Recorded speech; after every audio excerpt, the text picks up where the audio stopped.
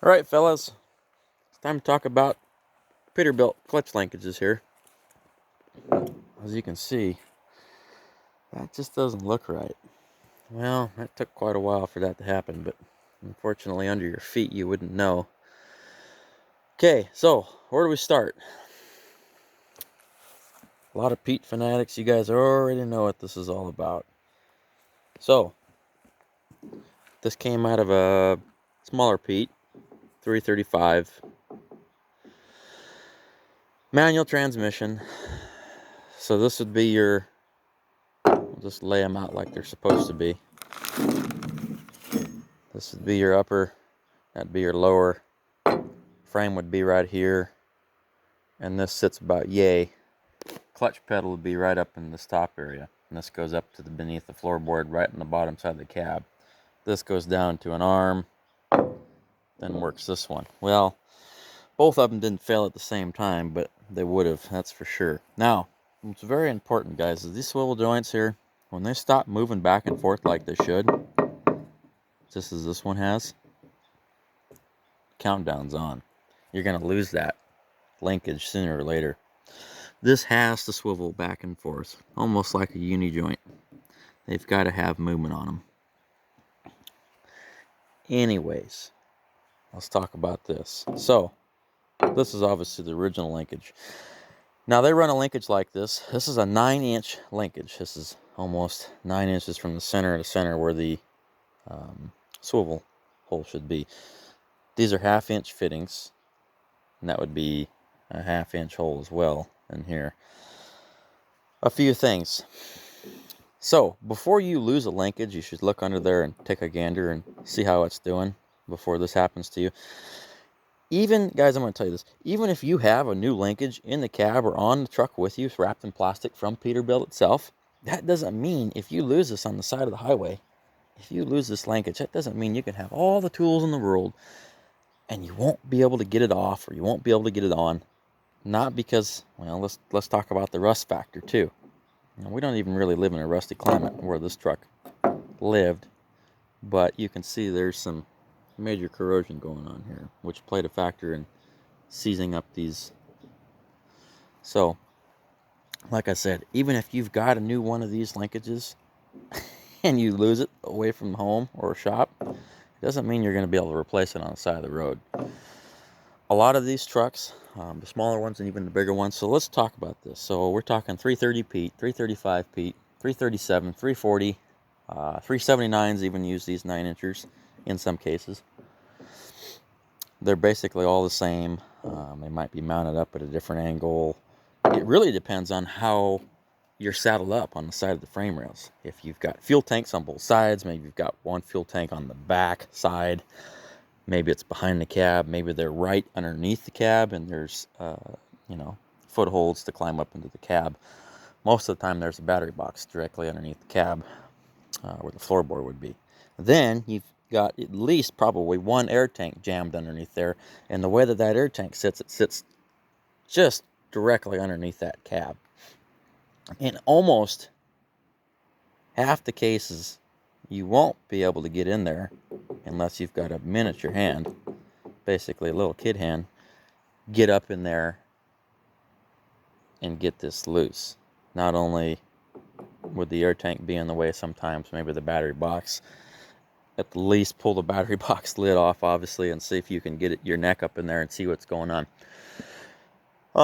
You do not want this to happen. It's such a simple thing. You would think, oh, it's just a couple of nuts and bolts. Well, first of all, the nuts and bolts that were holding us on there, if you broke them off on the side of the road, that's what was going to happen. There is no getting that bolt and nut separated. Like I said, you would have broke them right there on the side of the road and you would have been there. Now, this is the one that gave way. Let me tell you, I'm so thankful. I just happened to have a roll of wire in my toolbox at the time.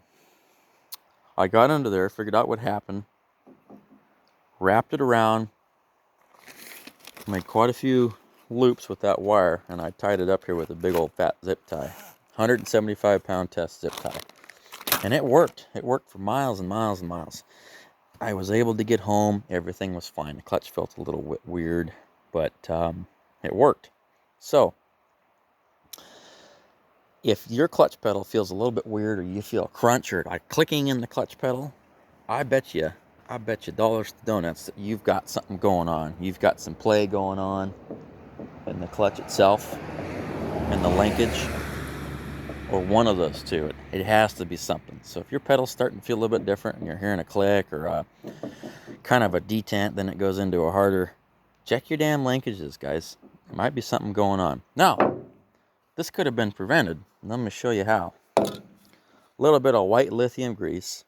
Every few months when you grease your truck, grease your kingpins, whatever it may be, spray a little bit on there. That's all you had to do.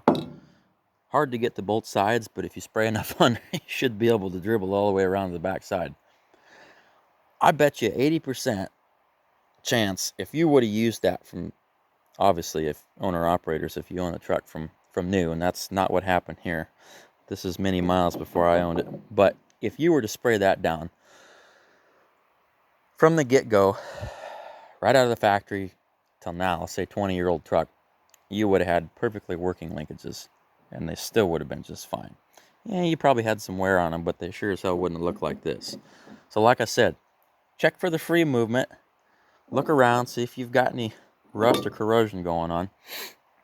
And let me tell you, it's a cheap fix. You can order this linkage for about 60 bucks on Amazon. Of course, I didn't even go through the Peterbilt dealership. No, that's another thing. Let's talk about that real quick. You can be smart and go ahead and order the linkage before it happens. Like I did. I ordered one.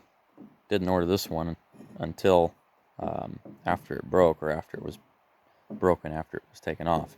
Anyway, like I said, you probably 9 times out of 10 you won't be able to change it on the side of the road. So instead of going to the Pete dealership, ordering it off the internet, go ahead and get you some 1/2-inch stock, threaded. Doesn't have to be this long. This came in about a 3-foot piece. I thought, well, what the hell, in case I cut one too short or too long. Then go ahead and get you some swivel joints. Obviously female, well, it doesn't matter. Get you some female ones. Unless you want to get a internal threaded linkage here, I would just go with one of these. Now what I did, guys, before I even cut this, I shot it with clear coat. So that'll take a long time before it gets a chance to rust. And hopefully it won't rust in the rest of the time that I own this rig, but we'll see. Obviously, if you shot that with paint or clear coat, it wouldn't look like that. Now that's not going to fix your swivels. They're still going to freeze up. They're going to get dirt and grime and whatever else in there. So go ahead, get you some 1/2-inch stock. Get you 2 of these. Obviously 2 jam nuts. Figure out where you want to cut it at. Like I said, this is a 9-incher. Figure out about halfway between the thread and to where it bottoms out at. Be right about here. Cut it right there in the middle. Make sure you're square. Make sure it's going to be enough. If you've got to adjust it out or in, you're not going to run out of play. You're going to save yourself a lot of money. And you can probably pick this up at the hardware store anywhere on your way home, instead of waiting a week or 2 from the dealer, whether they've got it on hand or they don't. So, what did we learn today? Carry some wire with you. You can use it for many other things, that's for damn sure. And carry some of these big dudes.